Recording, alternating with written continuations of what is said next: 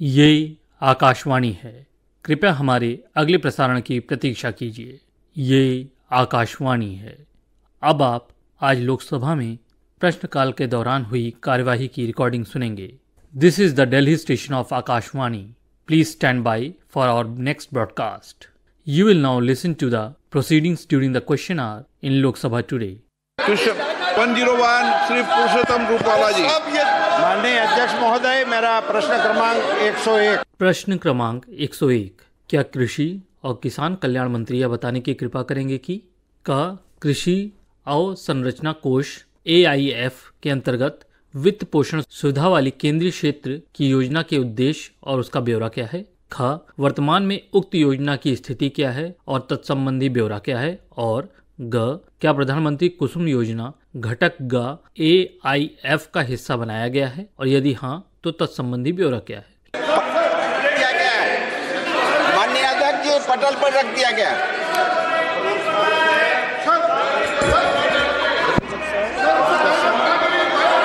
माननीय अध्यक्ष महोदय, की मांग है, रेल विभाग की मांग है। माननीय अध्यक्ष महोदय,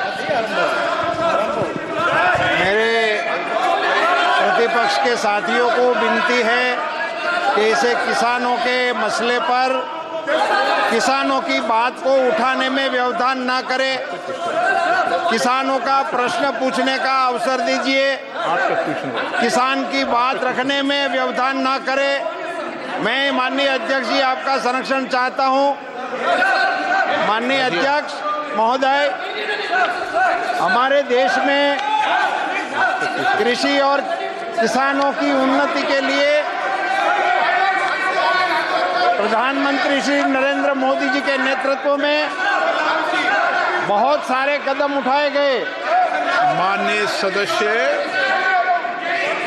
मैंने पहले ही आपको आग्रह कर दिया है, प्रश्नकाल महत्वपूर्ण होता है, इसलिए प्रश्नकाल के बाद शून्यकाल में अलाउ कर दूंगा मैं। माननीय अध्यक्ष महोदय,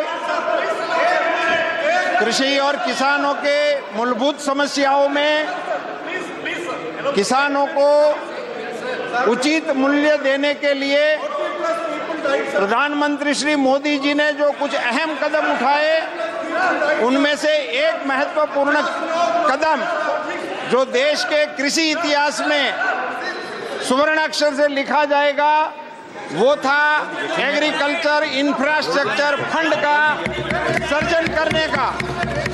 अध्यक्ष महोदय, मुझे बताते हुए इस सदन में बड़ी खुशी हो रही है। कृषि स्टेट का सब्जेक्ट है। किसी राज्य में 2 डिजिट में कृषि का डेवलपमेंट नहीं हुआ है, ग्रोथ नहीं हुआ है। इस देश में अकेला मध्य प्रदेश इस सौभाग्य का भाग्यशाली रहा जहां 11% का ग्रोथ जब शिवराज सिंह जी वहां के मुख्यमंत्री थे उस समय हुआ था।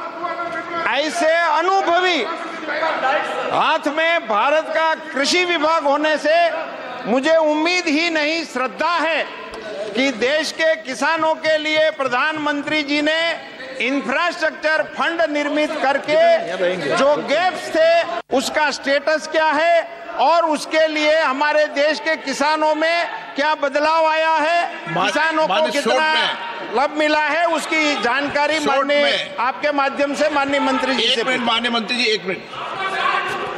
आप माननीय सर प्लीज बैठिए। जब मैंने माननीय सदस्य आपको बता दिया, रक्षा मंत्री जी रहेंगे, आपको क्वेश्चन ओवर के बाद में 1 मिनट बुलाने का, ठीक है ना? आप व्यवस्थाओं को ठीक करें, प्रश्न करें।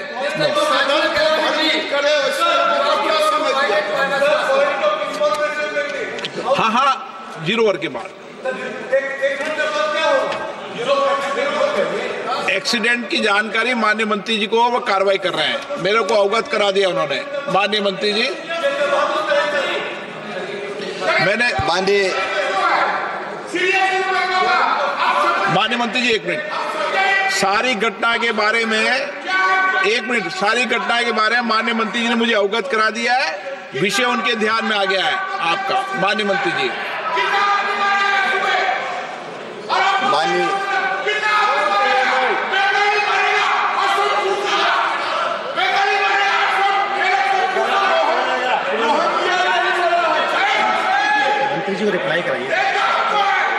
माननीय अध्यक्ष महोदय, किसानों का कल्याण। माननीय मंत्री जी। श्री शिवराज सिंह चौहान, कृषि और किसान कल्याण मंत्री। माननीय अध्यक्ष महोदय, किसान अन्नदाता है, वो अन्न के भंडार भरता है और अन्न जीवन देता है, इसलिए किसान जीवन दाता भी है। और ये हमारी सरकार का प्रधानमंत्री नरेंद्र मोदी जी के नेतृत्व में एकमात्र लक्ष्य है, किसान कैसे सुखी हो, उसकी समस्याओं का समाधान कैसे हो। माननीय अध्यक्ष महोदय, किसान की सेवा हमारे लिए भगवान की पूजा से बढ़कर है और इसी भाव से अनेकों उपाय प्रधानमंत्री नरेंद्र मोदी जी के नेतृत्व में ये सरकार अनेकों उपाय कर रही है। उनमें से एक उपाय है किसान का उत्पादन बढ़ाना। और मुझे बताते हुए प्रसन्नता है कि प्रधानमंत्री जी के प्रयत्नों के कारण देश के अन्न के भंडार भरे हैं। मुझे बताते हुए प्रसन्नता है माननीय अध्यक्ष महोदय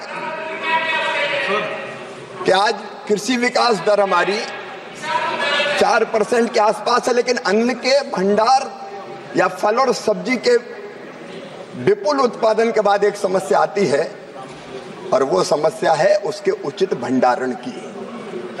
उचित भंडारण के अभाव में हम जानते हैं कि कई वर्षों तक दूसरी सरकार रही, लेकिन ना वेयर हाउस बने, ना राइपिंग सेंटर बने, ना कोल्ड स्टोरेज बने, ना ग्रेडिंग और साइटिंग की ठीक व्यवस्थाएं की गई। और जब प्रधानमंत्री नरेंद्र मोदी जी ने एक बहुत किसानों के हित में बड़ा कदम उठाया और वो था एग्रीकल्चर इंफ्रास्ट्रक्चर फंड बनाने का। मुझे बताते हुए खुशी है, 1 लाख करोड़ रुपए की एग्रो इंफ्रा फंड की योजना प्रधानमंत्री नरेंद्र मोदी जी लेकर आए। और जैसा माननीय सदस्य किसान की सदस्य माननीय मंत्री जी एड्रेस इधर करें। पुरुषोत्तम रूपाला जी माननीय अध्यक्ष महोदय, कृषि की समस्याओं को समझते उन्हें स्टेटस पूछा है। मैं आपको बताना चाहता हूं माननीय अध्यक्ष महोदय, इस योजना के अंतर्गत अब तक पूरे देश में, जिनमें लगभग 31 राज्य सम्मिलित है, माननीय अध्यक्ष महोदय, कुल मिला के 72,222 संरचनाएं, जिनकी लागत 76,305 करोड़ रुपया है, ये पूरे देश में बनाई गई। ये मध्य प्रदेश हो, महाराष्ट्र हो, उत्तर प्रदेश हो, पंजाब हो, राजस्थान हो, आंध्र प्रदेश, तेलंगाना, कर्नाटक, गुजरात, हरियाणा, तमिलनाडु, पश्चिम बंगाल में भी बनाई गई है। छत्तीसगढ़ हो, उड़ीसा, केरल, बिहार, आसाम, झारखंड, जम्मू कश्मीर, हिमाचल, दिल्ली, गोवा, चंडीगढ़, त्रिपुरा, चारों तरफ भंडारण की उचित व्यवस्थाएं की जा रही है। और इसके कारण किसान को औने पौने दाम पे अपने उत्पाद को बेचना नहीं पड़ता। वो जब चाहता है कि कोल्ड स्टोरेज में रखे या वो वेयर हाउस में रखे, रखता है और उचित दाम मिलने पर बेचता है। ये किसान की खेती को फायदे का धंधा बनाने के लिए बहुत बड़ा कदम है माननीय अध्यक्ष महोदय, जिसका लाभ पूरे देश के किसान उठा रहे हैं। रूपाला जी। माननीय अध्यक्ष महोदय, मैं कृषि मंत्री का आभार प्रकट करता हूं कि उन्होंने विस्तार से इस विषय की जानकारी। आप विस्तार से क्वेश्चन मत पूछो, आप शॉर्ट में क्वेश्चन पूछो। एक लाइन में पूछूंगा सर कि प्रधानमंत्री जी ने हमारे किसानों को अन्नदाता के साथ साथ ऊर्जादाता बनाने का भी विषय रखा है और संकल्प किया है। इसी योजना के तहत उसी दिशा में क्या प्रगति हुई है वो मैं आपसे जानना चाहता हूँ। माननीय अध्यक्ष महोदय, प्रधानमंत्री जी बहुत विजनरी लीडर हैं। उन्होंने संकल्प लिया है कि अन्नदाता को ऊर्जादाता बनाएंगे और ये कुसुम योजना, जिसके 3 कंपोनेंट हैं, कुसुम ए, कुसुम बी और कुसुम सी। कुसुम ए में अगर बंजर भूमि पर कोई सोलर पैनल बिछा के बिजली उत्पादित करना चाहे तो कर सकता है। कुसुम बी के अंतर्गत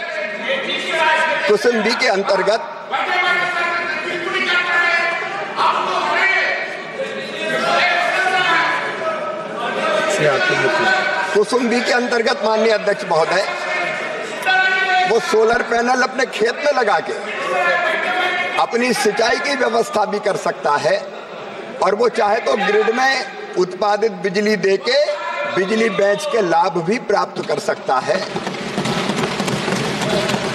और कुसुम सी योजना के अंतर्गत माननीय अध्यक्ष महोदय, वो अपना सोलर पैनल लगा के अपनी खेत की सिंचाई की व्यवस्था भी कर सकता है।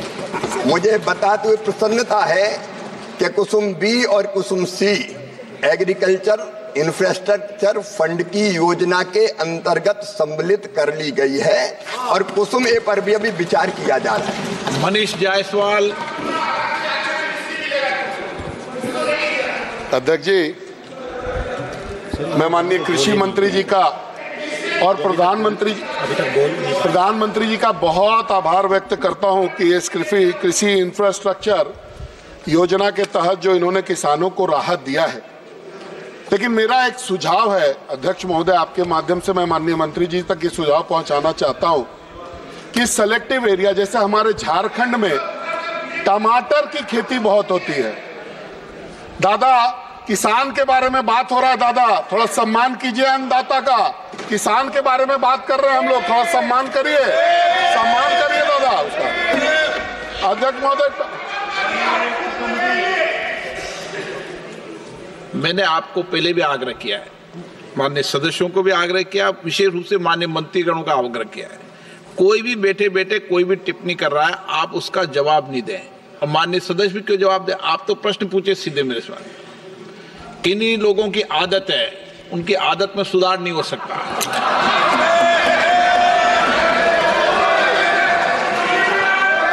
शॉर्ट में ऐसे लोगों को सर अध्यक्ष महोदय थिएटर की संज्ञा दी जाती है।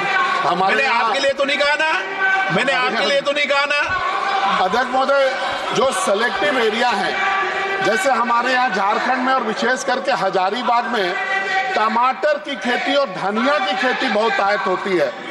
अभी टमाटर का शेल्फ लाइफ अध्यक्ष महोदय बहुत कम है। ऐसे में अगर व्यक्तिगत किसान को, अगर वो छोटे छोटे किसान के समूह हैं, अगर उनको छोटे छोटे कोल्ड स्टोरेज का इसमें इनकॉर्पोरेशन अगर कर लिया जाए तो ऐसे किसानों को अध्यक्ष महोदय बहुत फायदा होगा। साथ ही साथ मैं एक शब्द और जोड़ना चाहता हूं कि कुसुम योजना में अध्यक्ष महोदय सोलर पंप का तो आपने प्रोविजन किया है, अगर साथ साथ बोरिंग का भी अगर प्रोविजन हो जाए, बोरवेल भी इसके पार्ट अगर बन जाए तो किसानों को अत्यधिक लाभ मिलेगा। अध्यक्ष महोदय, यही मैं आपके माध्यम से मांग करना चाहता हूं। बहुत धन्यवाद। माननीय अध्यक्ष महोदय, जैसे मैंने बताया कि इस योजना के अंतर्गत कोल्ड स्टोरेज का निर्माण किया जा सकता है। वो निर्माण निजी निवेशक भी कर सकता है, एफपीओ किसानों के समूह भी कर सकते हैं, स्वयं सहायता समूह भी कर सकता है।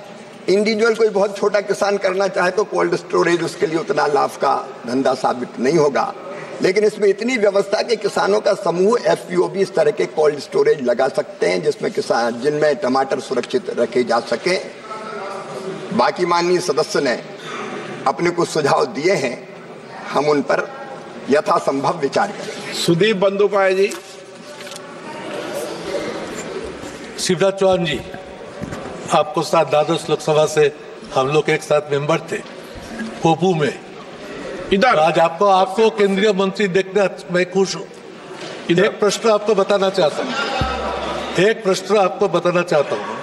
आप कोल्ड स्टोरेज के बारे में बोलते हैं, किसानों के लिए वो कोल्ड स्टोरेज में जाएंगे, सामान रखेंगे, but there are shortages of cold storage in the whole of the country, extreme in number. Farmers start to go for distress sales, production ज़्यादा कर देते हैं और उनको कोल्ड स्टोरेज में जगह ना मिलने का कारण मार्केट में जाके उसको डिस्ट्रेस सेल करना पड़ता है। 1 केजी पोटैटो बनाने के लिए किसी को 2 रुपया पड़ता है, तो डिस्ट्रेस सेल में उनको मार्केट पे कोल्ड स्टोरेज की जगह ना मिलने का कारण 1 रुपए में बिक देना चाहिए। मैं जानना चाहता हूं मंत्री को पास कि कोल्ड स्टोरेज सेटअप को सारे देश में बढ़ाने के लिए किसानों को जितना नेसेसिटी है इसको फिलअप करने के लिए ये भारत सरकार क्या पदक्षेप लिया है? माननीय अध्यक्ष महोदय, बंदोपाध्याय जी का मैं बहुत आदर करता हूं। ये मेरे बहुत पुराने मित्र हैं, संसद में हम साथ साथ रहे हैं और इनकी प्रतिभा का भी सम्मान करता हूं। माननीय अध्यक्ष महोदय, ये बात सही है कि पिछले कई वर्षों में कोल्ड स्टोरेज जैसी व्यवस्था के लिए सरकारों ने कोई कदम नहीं उठाए। इसके लिए 10 साल तक भी, और इसके कारण ऐसी परिस्थितियां पैदा हुई है। लेकिन अब तेजी से कोल्ड स्टोरेज के निर्माण का काम लगातार जारी है इस योजना के अंतर्गत भी, और इसलिए जगह जगह मैंने अभी राज्यों की सूची आपके सामने पढ़ी थी, कोल्ड स्टोरेज भी इस योजना के अंतर्गत बनाए जा रहे हैं। और जैसा मैंने कहा कि एग्रीकल्चर इंफ्रा फंड की ये योजना 32-33 तक जारी रहेगी। जहां जहां गैप्स कहीं आएंगे इसी योजना के अंतर्गत कोल्ड स्टोरेज का निर्माण भी किया जाएगा। श्री प्रशांत पेडोले जी। प्रशांत जी। धन्यवाद अध्यक्ष महोदय, आपने मुझे बोलने का अवसर दिया। आपके माध्यम से मैं मंत्री महोदय जी को प्रश्न करना चाहूँगा। पीएम कुसुम योजना के तहत देश में कितने solar pump, solar power plant, grid connected solar power संयंत्र की स्थापित किए गए एवं इसमें कितने मात्रा में बिजली का उत्पादन होता है? माननीय अध्यक्ष महोदय, कुसुम योजना अभी प्रारंभ हुई है। मैं पूरी जानकारी लेकर माननीय मंत्री जी को दे दूंगा। Question number 102 Shri Subba Ryan के सुब्बा रायन। Question number 102। तो प्रश्न क्रमांक 102, क्या ग्रामीण विकास मंत्री यह बताने की कृपा करेंगे कि क्या यह सच है कि कई राज्यों में महात्मा गांधी राष्ट्रीय ग्रामीण रोजगार गारंटी योजना MGNREGS के अंतर्गत कामगारों को न्यूनतम 100 दिन का काम उपलब्ध नहीं कराया जाता है? यदि हाँ तो विगत 5 वर्षों के दौरान राज्यभर औसतन कितने दिन का रोजगार प्रदान किया गया?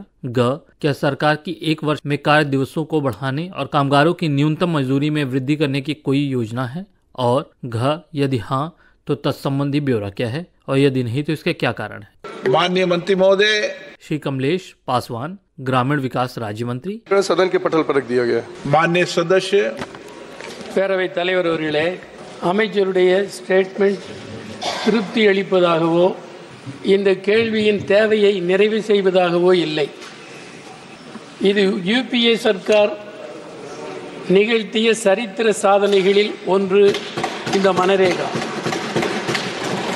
இந்த மகத்தான திட்டம் என்பது குடும்பத்தில் ஒருவருக்காவது வேலை கிடைக்க வேண்டும் என்ற நிலையில் கொண்டு வரப்பட்டது இந்த திட்டமும் சட்டமும். ஆனால் இப்பொழுது இவை மெலிந்து எலும்பும் தோலுமாக உருக்குலைக்கப்பட்டு கிடக்கிறது. இவற்றிலிருந்து விடிவு வேண்டும் என்பதற்காக நான் தங்கள் மூலமாக ஒரு கேள்வியாக கிளப்புவது என்பது,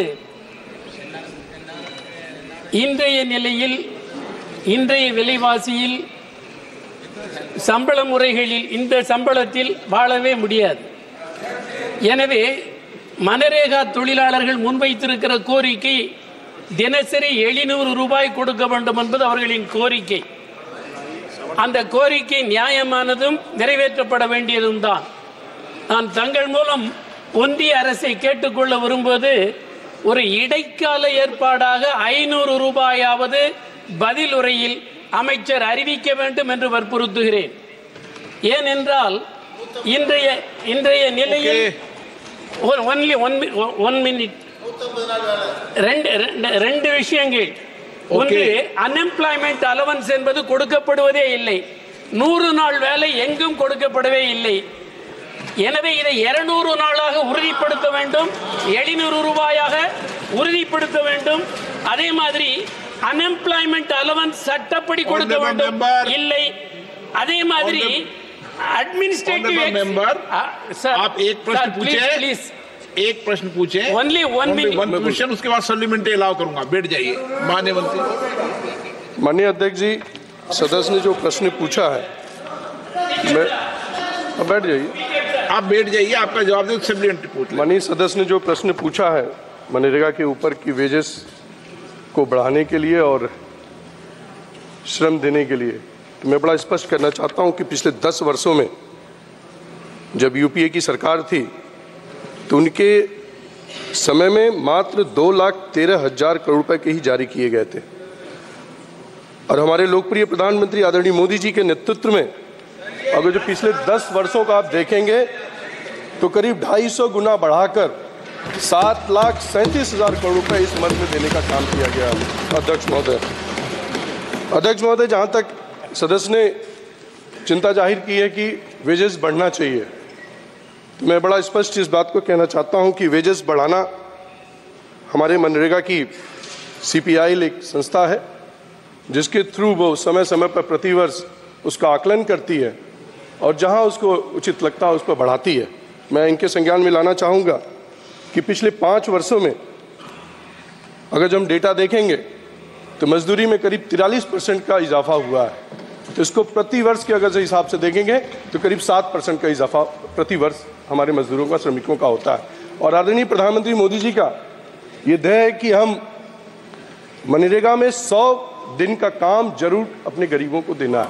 जो लोग इच्छुक काम करने वाले लोग हैं उसी गांव में हम उनको रोजगार देने का काम करते हैं। बहुत बहुत धन्यवाद। Honourable member supplementary. सर,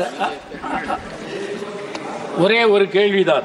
माननीय मंत्री जी, அன்எம்ப்ளாய்மெண்ட் அலவன்ஸ் கொடுப்பது மாநில அரசா மத்திய அரசா என்பதை விளக்க வேண்டும். அடுத்து நிர்வாக செலவினங்கள் என்ற பெயரால் தொழிலாளர்களின் சம்பளத்தில் பிடிக்கப்படுகிறதா, அது அரசாங்கமே அந்த செலவுகளை ஏற்றுக்கொள்கிறதா என்பதற்கு விளக்கம் அளிப்பதோடு அமைச்சர் மறுபரிசீலனை செய்து 200 நாள் 700 ரூபாய் சம்பளம் என்பதை உறுதிப்படுத்த வேண்டும். உறுதிப்படுத்துவாரா? मंत्री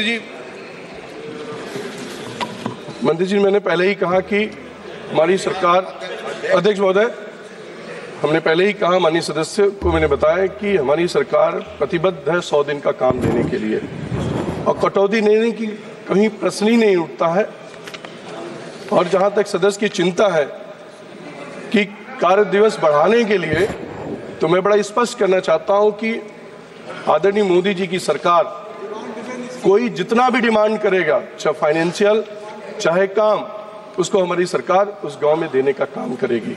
और दूसरा, मैं ये स्पष्ट ये करना चाहता हूं कि 100 दिन के काम के लिए स्टेट सरकार जो भी मांग करेगी, भारत सरकार उसको देने का काम करेगी। धन्यवाद। श्री सेल्वराज। மாண்புமிகு பேரவைத் தலைவர் அவர்களே, முதல் முறையாக பேசுவதற்கு வாய்ப்பு கொடுத்ததற்கு நன்றி. என்னை தேர்வு செய்து அனுப்பிய நாகப்பட்டினம் தொகுதி வாக்காளர் பெருமக்களுக்கும் தமிழ்நாட்டிலே திமுக தலைமையிலான இந்தியா கூட்டணி தலைவர்களுக்கும் நன்றியை தெரிவித்துக் கொள்கிறேன். 100 நாள் வேளையிலே விவசாயம் என்பது முழுமையாக இயந்திரமயமாக மாறிவிட்டது. ஆகவேதான் நம்முடைய உறுப்பினர் அவர்கள் கேட்டிருக்கிறார்கள், பேரூராட்சி நகராட்சிகளுக்கும் இதை விரிவுபடுத்த வேண்டும். அதே போல இந்த ஆண்டு 86,000 கோடி ரூபாய் என்பதை அதிகப்படுத்த வேண்டும். இது செய்தால்தான் ஓரளவிற்கு கிராமப்புறத்தில் இருக்கிற பொருளாதாரம் சீரமைக்கப்படும். அந்த அடிப்படையில் இங்கே செய்யுமா என்பதை அறிய விரும்புகிறேன். अध्यक्ष महोदय, जो सदस्य ने चिंता जाहिर की है कि नगर पंचायत और नगर पालिका में, चूंकि हमारे आरडी विभाग का मामला नहीं है, लेकिन मैं सदस्य के संज्ञान में ये जरूर लाना चाहूँगा कि आदरणीय प्रधानमंत्री मोदी जी के नेतृत्व में ऐसी तमाम हमारी सरकार की योजनाएं हैं, जिसमें चाहे प्रधानमंत्री स्वनिधि योजना हो, स्मार्ट सिटी हो, चाहे स्वच्छ भारत है, ऐसे तमाम कौशल विकास है, ऐसे तमाम योजनाएं हैं जिस पर हमारी सरकार रोजगार के दृष्टिकोण से काम कर रही है। बहुत बहुत Sumiti. Thank you very much, sir. Sir, the state of Tamil Nadu, where about 90 lakh people participate in Manrega works, had requested allocations for 40 crore person days for 23-24. But I would like to ask, through you, the minister, it was sanctioned funds for only 28 crore person days, sir. So what is the rationale of the government behind such a smaller allocation to Tamil Nadu state, and I would like to know through you whether the minister considered this and plans to increase the same in the coming time, sir. Thank you. अध्यक्ष महोदय, जो भी प्रदेश के हिसाब से वो अपनी demand करते हैं उसके हिसाब से हमारी सरकार उसको देती है। धन्यवाद।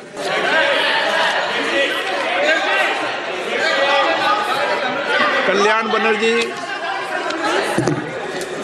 सर,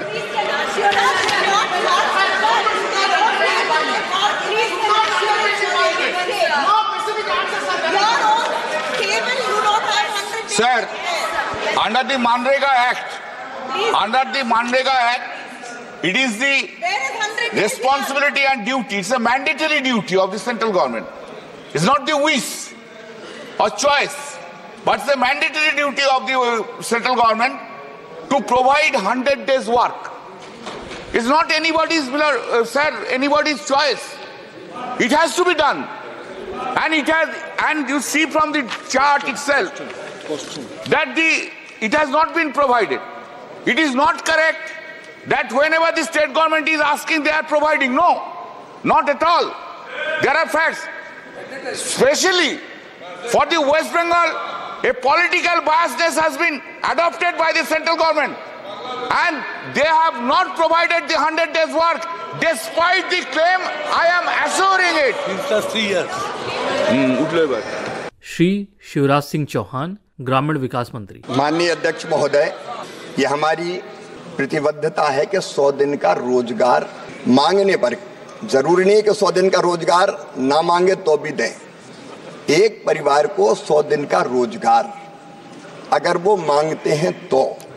और इसलिए माननीय अध्यक्ष महोदय, कई परिवार ऐसे जो 50 दिन का रोजगार मांगते हैं, कोई 60 दिन का रोजगार मांगते हैं, लेकिन जितने दिन का वो रोजगार मांगते हैं उतना रोजगार दिया जाता है। और मैं कह रहा हूं, ये नरेंद्र मोदी जी की सरकार है जिनने आवंटन को 3 गुना ज्यादा बढ़ाया। इस साल भी 86,000 करोड़ रुपए का प्रावधान किया गया है, और जरूरत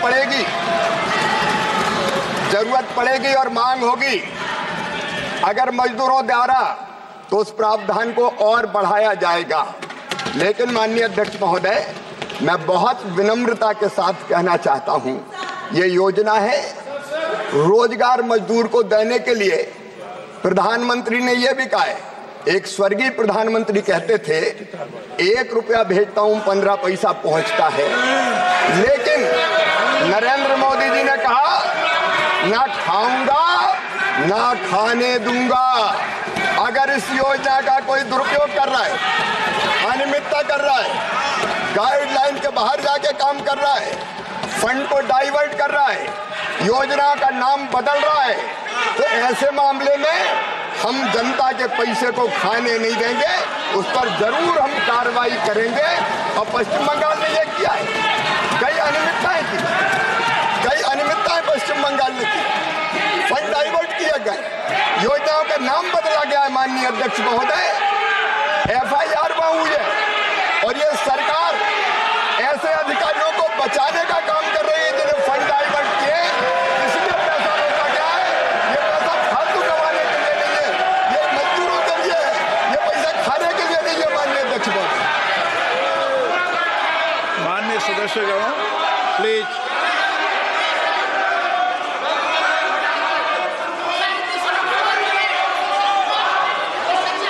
माननीय सदस्यगण, इस पे कई माननीय सदस्यों ने सप्लीमेंट्री पूछा है। आप रूल 55 के अंदर मुझे लिख के दे दें, मैं इसमें व्यवस्था दे दूंगा।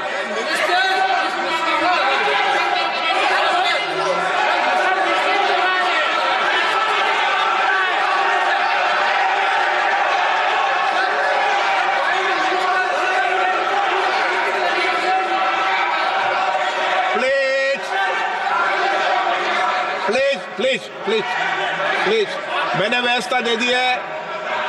आप आपस में माननीय सदस्य प्लीज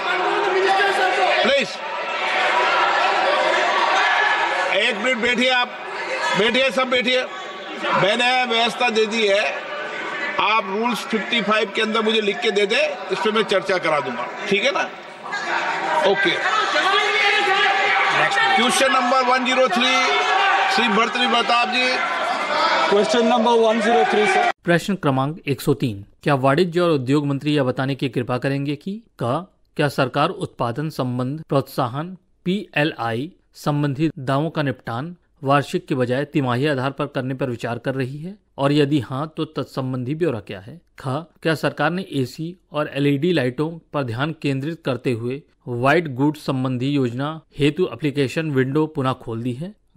एप्लीकेशन विंडो को पुनः खोलने के बाद व्हाइट गुड्स पर पड़ने वाले प्रभाव का ब्यौरा क्या है, और PLI दावों का वार्षिक के बजाय तिमाही आधार पर निपटान किए जाने से सरकार को किस प्रकार के बदलाव की आशा है और उसका ब्यौरा क्या है।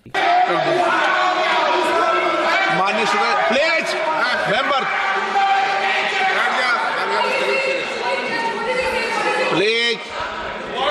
प्लीज सर, आप पहली बार की मेंबर है, बैठ जाइए। मिनिस्टर हैज गिवन,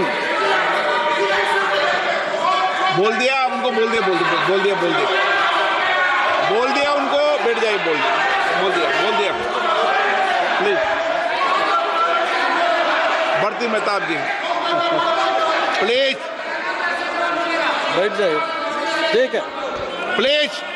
माननीय सदस्य प्लीज अपनी सीट से, माननीय सदस्य अपनी सीट पे जाइए। माननीय सदस्य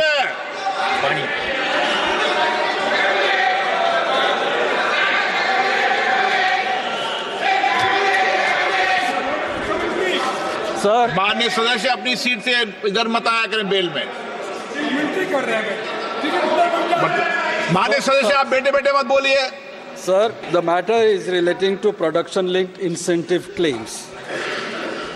The Minister has given reply which has been laid on the table of this House. My first supplementary would be, what are the eligibility criteria for companies to apply for the PLI scheme under this reopened window? Has there been any change in the application process or requirements compared to the previous rounds? Could you provide details on the expected levels of investment and capacity expansion that the ministry anticipates from the industry under this scheme? माननीय मंत्री जी। श्री जितिन प्रसाद, वाणिज्य एवं उद्योग राज्य मंत्री। Speaker sir, the member has asked a very pertinent question regarding the public linked incentive scheme, which is a very ambitious scheme of this government, and the member has asked what is the criteria on which basis this scheme incentives are given. So I'd like to inform through you to him and the House that the PLI scheme, those entities are chosen which are champions in this sector.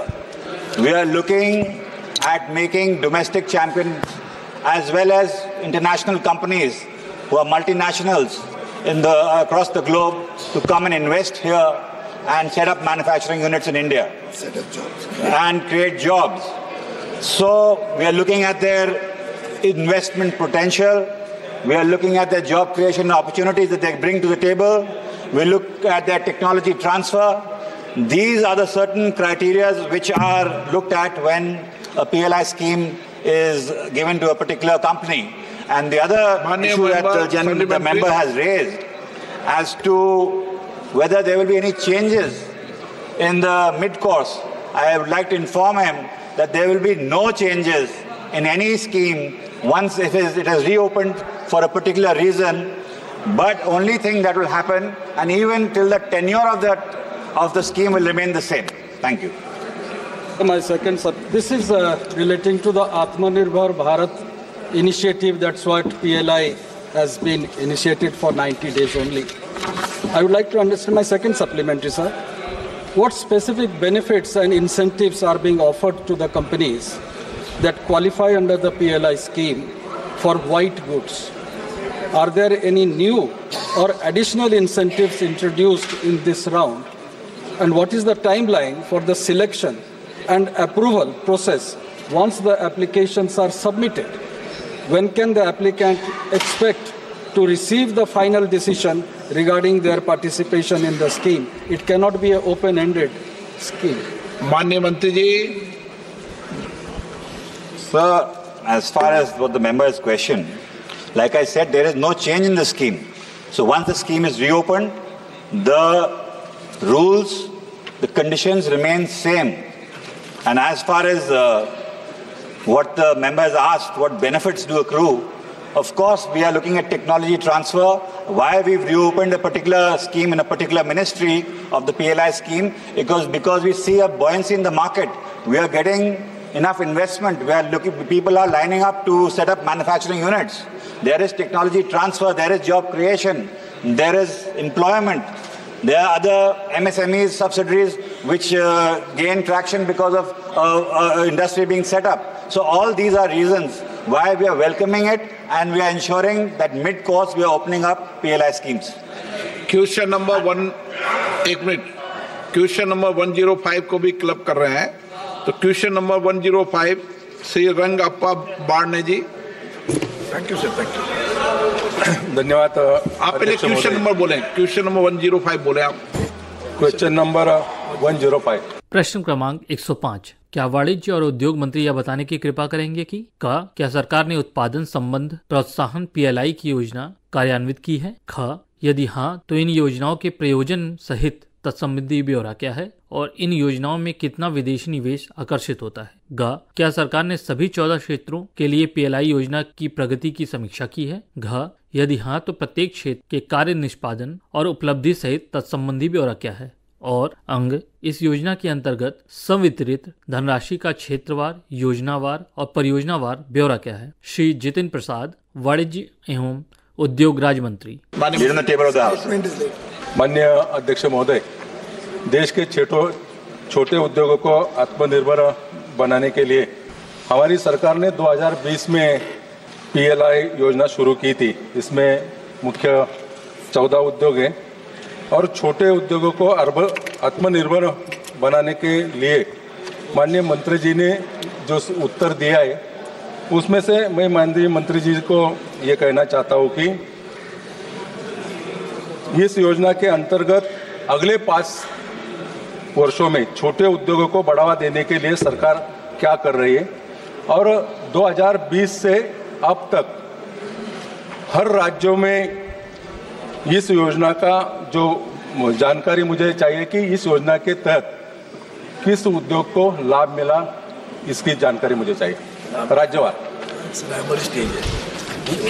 माननीय अध्यक्ष जी, माननीय सदस्य ने जो प्रश्न पूछा है छोटे उद्योगों के बारे में, PLI स्कीम, इंसेंटिव स्कीम से लिंक्ड जो है, मैं माननीय सदस्य को बताना चाहता हूं कि पहले तो ये योजना बड़े कंपनीज को लाने के लिए आधारित थी, मगर जब बड़ी कंपनी लगेगी तो साथ ही साथ MSME का भी ग्रोथ होगा, और उसी के तहत हमने देखा है कि अभी तक 176 MSMEs इस PLI स्कीम के लाभार्थी हैं।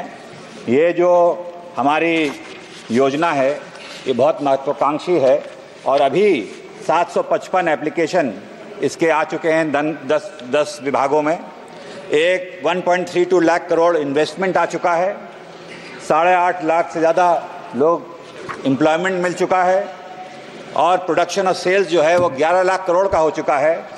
और ये 1300 यूनिट्स जो हैं ये 27 राज्यों में लग रहे हैं। तो ये बहुत ही, मैंने जैसे बताया, महत्वाकांक्षी योजना है और इसको और आगे बढ़ाया जा रहा है। बड़ा अच्छा रिस्पांस मिल रहा है। जो सरकार का लक्ष्य था उद्योगों को लाना, भारत मेक इन इंडिया, आत्मनिर्भर बनाने का, हमारे जो मैन्युफैक्चरिंग सेक्टर है उसके लिए ग्रोथ, जो टेक्नोलॉजी ट्रांसफ़र है उसकी ज़रूरत वो हो रहा है, और वैल्यू एडिशन हो रहा है। जो कंपोनेंट दूसरे देशों से आते थे वो आज भारत में बन रहे हैं, और ये मैं सूचित करना चाहता हूं कि इसको और आगे बढ़ाया जा रहा है। और ये डोमेस्टिक वैल्यू एडिशन जो मैंने अरविंद सावंत जी, सप्लीमेंट्री नहीं होता उसमें क्लब में है। माननीय अध्यक्ष जी, बहुत बहुत धन्यवाद। See, there are two parts in this. I really appreciate the scheme. It's a good scheme, definitely. But at the same time, you must think of it our own sectors. For example, Indian telecom industry, which was manufacturing our own instruments. Now, why don't you, give them some incentives so that also company will come up. But at the same time, I would like to ask you the question. The technology transfer is there, the issue. Now, sir, in the case of China, whether the trading has started or not, under the pretext of Atmanirbhar, the MTL BSL could not bring the equipment because of the diplomatic crisis. Now the situation is that under the Atmanirbhar, we are not manufacturing in India. We are waiting for that. And some people, MSCBs, we have brought the machineries from China. But they cannot install it because they know they don't transfer the technology. They ask for a person to come and install over here. That person is not getting the visa.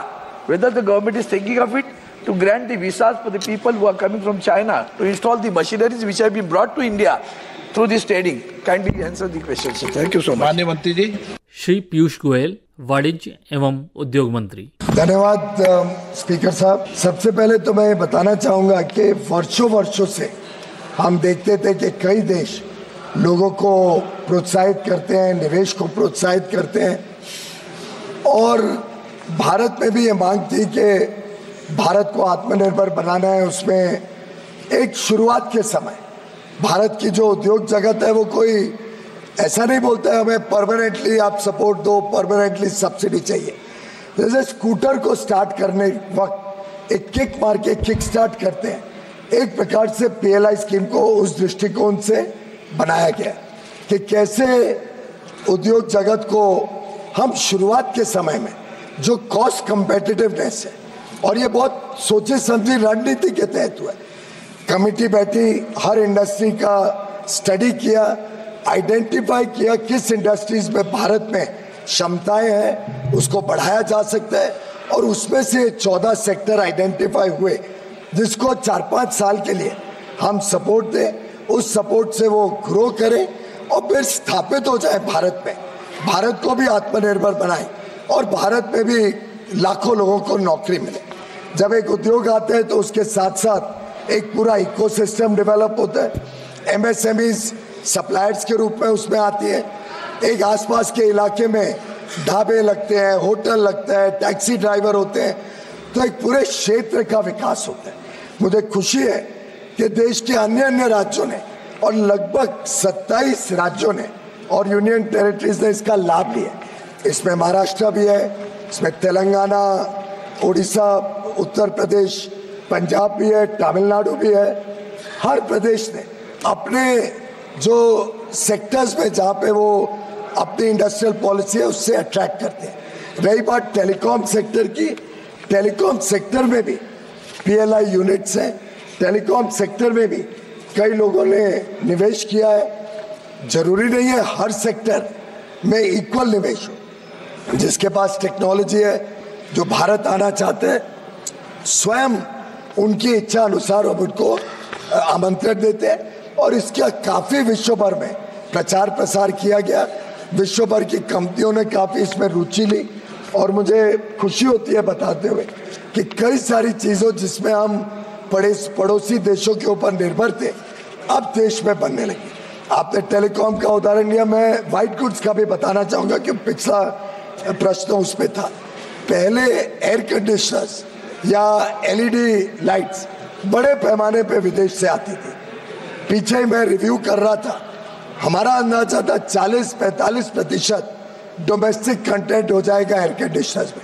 मुझे खुशी है सदन से साझा करते हुए आपके माध्यम से कि अब 65% से अधिक एयर कंडीशनर्स में भारतीय बनाए हुए, भारतीय मूल के कंपोनेंट्स लगते हैं, और ये बढ़ के 80-85% तक अगले 2-2.5 वर्ष में जाएगा। जो शुरुआत की है भातृहरि महताब जी ने पूछी, हमने फिर से क्यों खोली।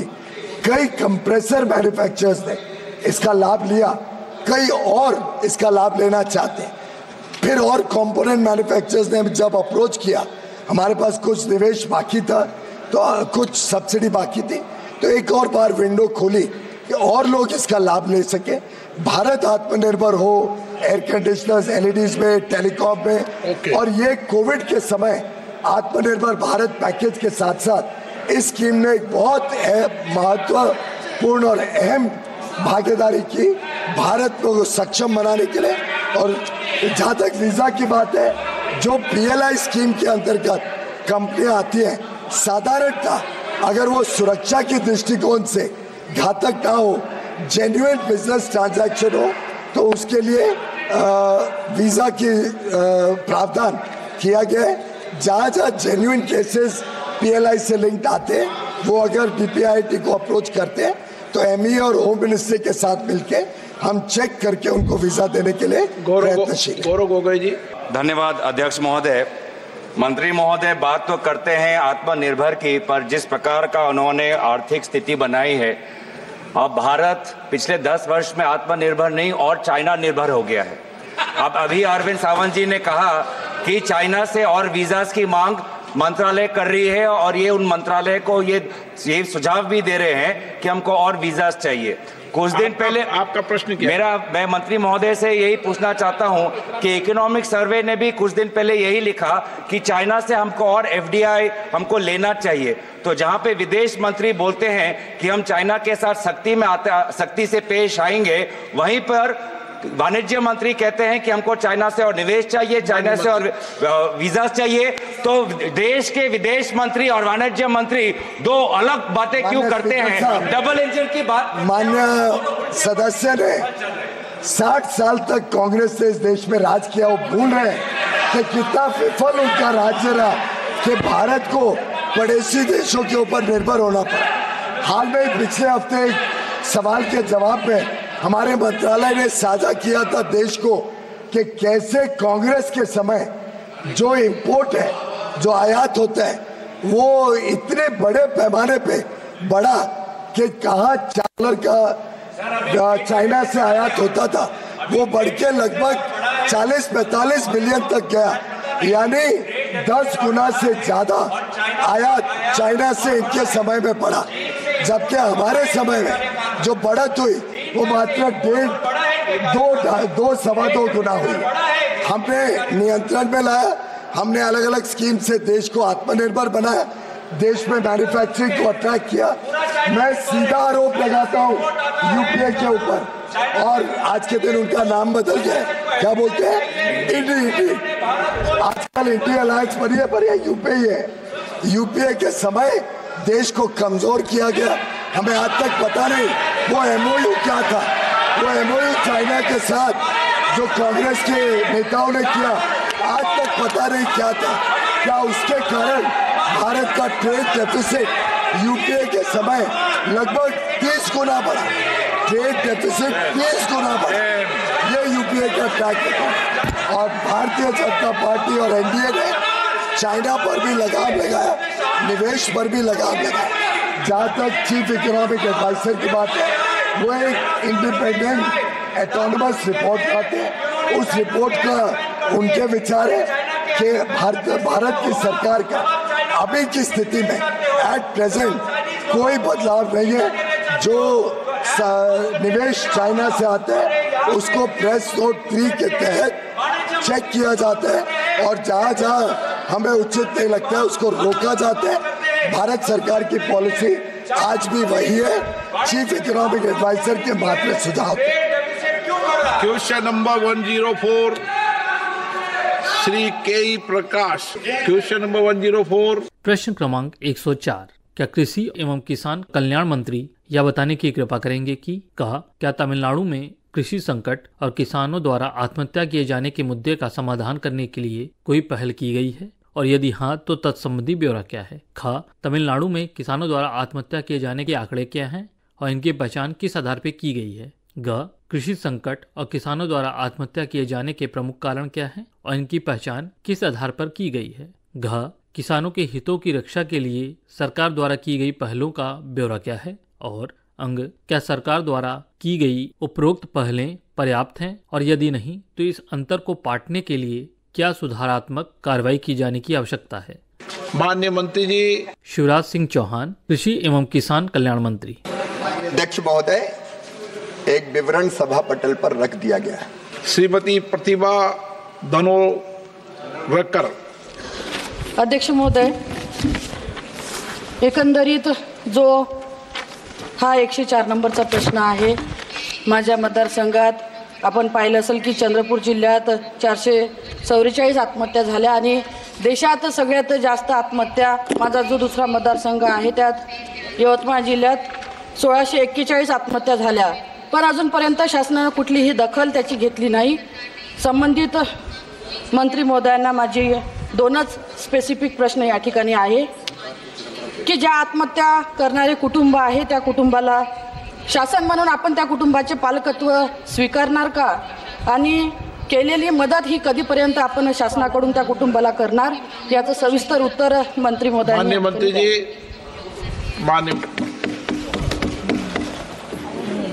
माननीय अध्यक्ष महोदय, मानव जीवन बहुत कीमती है और एक भी दुर्भाग्यपूर्ण अगर घटना होती है तो वो तकलीफ का विषय है। हमारे यहाँ तो वैसे भी कहा गया जीवेद सरदा सतम।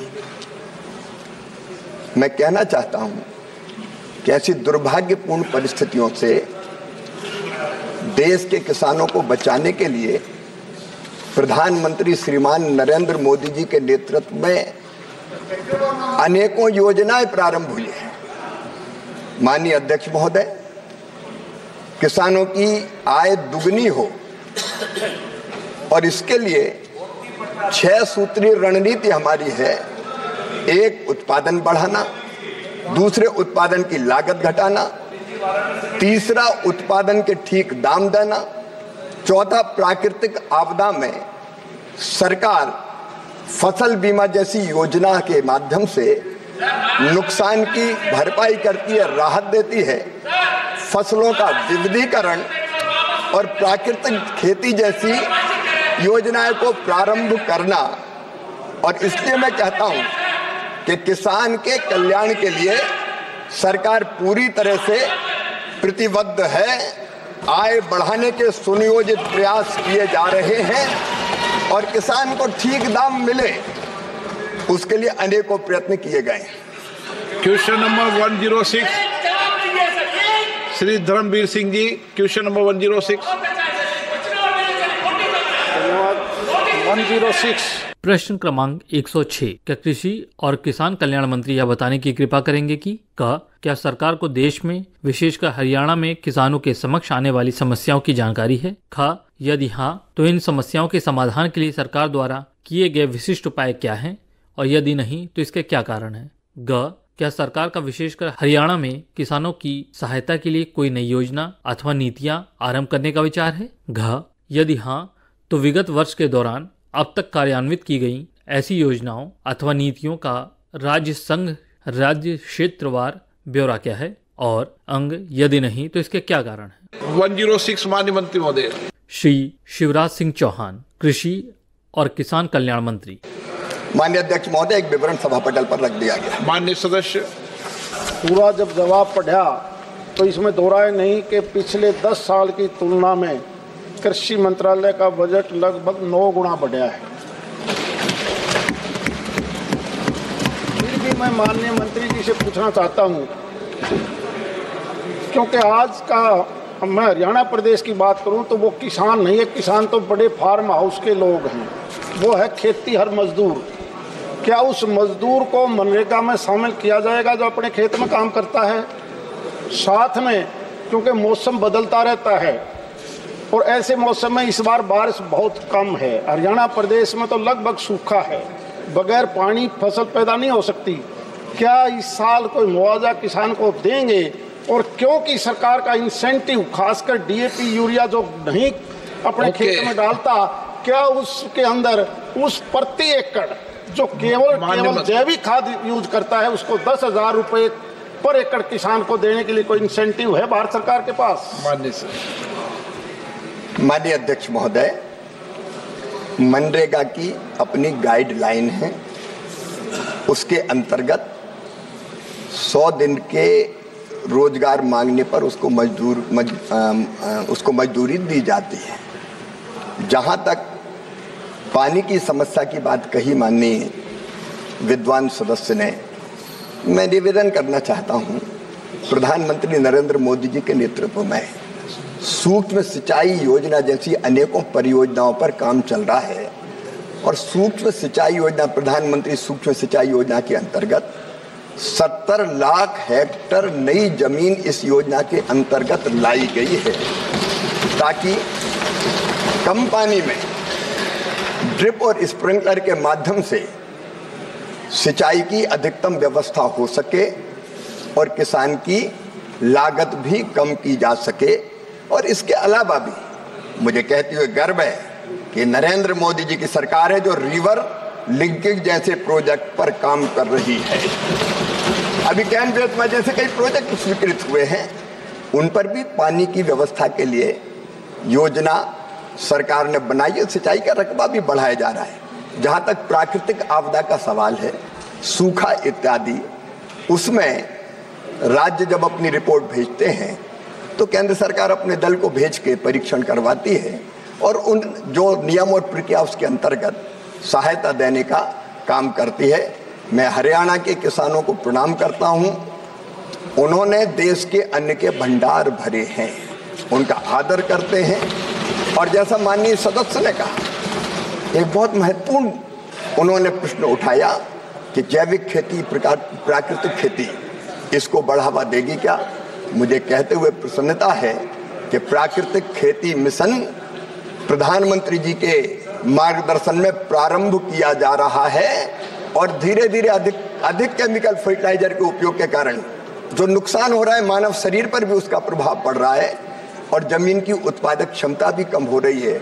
और माननीय अध्यक्ष महोदय, आने वाली पीढ़ियों के लिए धरती भी तो हमें सुरक्षित रखना है, इसलिए प्राकृतिक खेती पर पूरी गंभीरता के साथ सरकार काम कर रही है और प्राकृतिक खेती करने वाले किसान को सब्सिडी देने के प्रावधान पर भी गंभीरता पूर्वक विचार हो रहा है, जिससे लागत भी घट सके और सुरक्षित उत्पाद हमें मिल सके और धरती का स्वास्थ्य भी। माननीय सदस्य, जिस प्रकार से माननीय मंत्री जी ने बताया, क्योंकि हम पिछले 20 साल से सुन रहे हैं अध्यक्ष महोदय, हमारी इस यमुना के ऊपर 3 डैम बनने थे जिससे थोड़ा बहुत पानी हमें मिल जाए, लखवार, रेणुका और किसाऊ। क्या भारत सरकार हमें ये बताएगी कि वो जल संसाधन पूरा हो जाएगा? जल संसाधन मंत्री बताएंगे। दीपेंद्र हुड्डा जी। धन्यवाद अध्यक्ष महोदय। जैसा कि आप जानते हैं कि एमएसपी की लीगल गारंटी को लेकर और जो 3 कृषि कानून आए थे उनकी वापसी को लेकर एक बड़ा आंदोलन हरियाणा, पंजाब में हुआ था। अभी माननीय मंत्री जी कह रहे थे कि हरियाणा के किसान को नमन भी कर रहे थे और उससे पहले प्रश्न के उत्तर में उन्होंने कहा प्रत्येक मानव जीवन अनमोल है। इस आंदोलन में 750 किसानों की जान कुर्बान हुई थी, जिसमें से ज़्यादातर हरियाणा और पंजाब, पश्चिमी उत्तर प्रदेश और राजस्थान के किसान थे। मैं माननीय मंत्री जी से प्रश्न पूछना चाहता हूं कि जब समझौता हुआ सरकार के साथ तो कहा गया कि इन किसानों की मदद की जाएगी, जो परिवार जिनके जीविका मंत्री जी लेने वाला व्यक्ति चला गया, मगर अभी तक उनमें नौकरी नहीं दी गई है। क्या सरकार सोच रही है कि इनको, इन परिवारों में रोजगार दिया जाएगा? माननीय अध्यक्ष महोदय, गए थे हरिभजन को औटन लगे कपास। इस प्रश्न का मजाक नहीं है, ये इस प्रश्न से संबंधित नहीं है। फिर भी माननीय अध्यक्ष महोदय, मैं ये कहना चाहता हूं। माननीय मंत्री जी जवाब दे रहे हैं। माननीय अध्यक्ष महोदय, मैं दृढ़ता के साथ कहना चाहता हूं, किसान कल्याण के लिए सरकार पूरी तरह से प्रतिबद्ध है, पूरी तरह से प्रतिबद्ध। और जहां तक आप बात कर रहे हैं किसान के कल्याण की, ये प्रधानमंत्री नरेंद्र मोदी जी के नेतृत्व की सरकार है। आपके समय, माननीय अध्यक्ष महोदय, आपके समय स्वामीनाथन आयोग की रिपोर्ट आई थी 2006 में, और उस रिपोर्ट में यह कहा गया था कि किसानों की लागत में 50% लाभ जोड़कर मिनिमम सपोर्ट प्राइस तय किया जाए। इनकी सरकार ने इनकार कर दिया था माननीय अध्यक्ष महोदय कि नहीं किया जा सकता, इनकार कर दिया था। मेरे पास दस्तावेज है माननीय अध्यक्ष महोदय, ये कैबिनेट नोट जो मैंने राज्यसभा के पटल पर रखा था, इनने माननीय अध्यक्ष महोदय साफ इनकार किया। इनके मंत्री कांतिलाल भूरिया थे, उन्होंने कहा कि 50% मुनाफा जोड़कर नहीं दिया जा सकता। आदरणीय शरद पवार जी कृषि मंत्री थे, उन्होंने भी कहा कि नहीं दिया जा सकता। और माननीय अध्यक्ष महोदय थॉमस साहब ने भी कहा नहीं दिया जा सकता। ये कैबिनेट नोट इनकी सरकार का, जिसमें इन्होंने कहा था एमएसपी उत्पादन की भारित औसत लागत कम से कम 50% होना चाहिए। इनका 50% की वृद्धि निर्धारित करने से मंडी में विकृति आ जाएगी और ये किसी कीमत पर नहीं दिया जा सकता। हाथी के दांत जो खाने के और है और दिखाने के और है। नरेंद्र मोदी के नेतृत्व में कई गुना, माननीय अध्यक्ष महोदय, कई गुना एमएसपी के दामों को बढ़ाया गया है। बाजरा का एमएसपी मूल्य जब ये किसानों की बात करते हैं तब 1250 था, हमने बढ़ा के 2625 रुपया कर दिया है। जौ का समर्थन मूल्य इनके समय 1100 था, हमने बढ़ा के 1850 कर दिया है। हाइब्रिड 1500 से 3371, मक्का 1310 से 2225, धान 1345 से 2320, रागी 1500 से 4290, गेहूं 1400 से 2275, धान माननीय अध्यक्ष महोदय 55, खोपरावाल 5500 से 11750, और सुन लें उड़द, मसूर और तुअर जितनी किसान पैदा करेगा नरेंद्र मोदी जी की सरकार खरीदने का काम करेगी। आपके समय माननीय अध्यक्ष महोदय, आपके समय कितनी खरीदी होती थी मैं बताना चाहता हूँ। टेबल कर देना, दलहन की खरीदी, और मैं ये कैबिनेट नोट भी टेबल कर रहा हूँ माननीय अध्यक्ष, जिसमें इन्होंने किसान के पीठ में छुरा घोंपते हुए कहा था 50% लाभ देकर कीमत निर्धारित नहीं की जा सकती, और नरेंद्र मोदी जी की सरकार ने 50% लागत में मुनाफा जोड़ के मिनिमम सपोर्ट प्राइस तय किया। हमारी सरकार प्रतिबद्ध है किसान को ठीक दाम देने के लिए, उसमें हम कोई कसर नहीं छोड़ेंगे माननीय अध्यक्ष महोदय। प्रश्नकाल समाप्त। अभी आप आज लोकसभा में प्रश्नकाल के दौरान हुई कार्यवाही की रिकॉर्डिंग सुन रहे थे। You were listening to the proceedings during the question hour in Lok Sabha today. This broadcast came to you from Delhi station of Akashvani.